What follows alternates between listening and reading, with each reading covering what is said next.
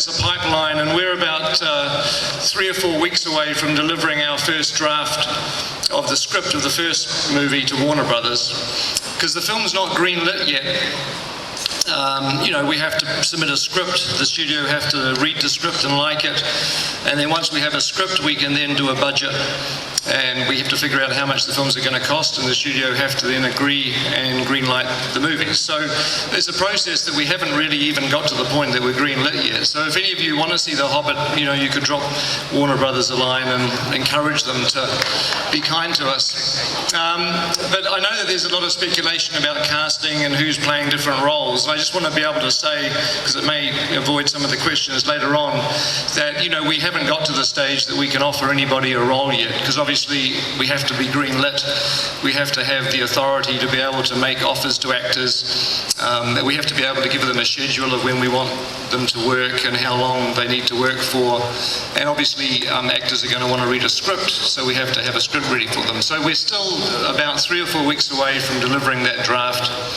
and then we can start the process of the budget, and eventually, probably in about 2 months, is when we're going to be able to actually start to offer people roles. So despite everything you might have read and all the gossip and everything else, they literally, honestly, have not offered anybody a role in the film at this stage. We are doing 2 movies, just to clarify that The Hobbit, because one of the things which is interesting is, as you know, obviously Tolkien wrote The Hobbit first in 1936, and then about 20 years later he published Lord of the Rings, and he had expanded and developed the world of Middle-earth way bigger and larger and more detailed than he knew about when he wrote The Hobbit. And he did a lot of retrospective detailing. So The Lord of the Rings, the novel, contains a lot of information about what was happening during the years of The Hobbit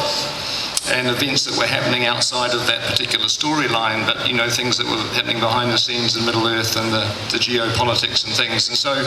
Tolkien never got to combine that together in one book. But one of the things we were really excited about when we got to be thinking about it is we can take that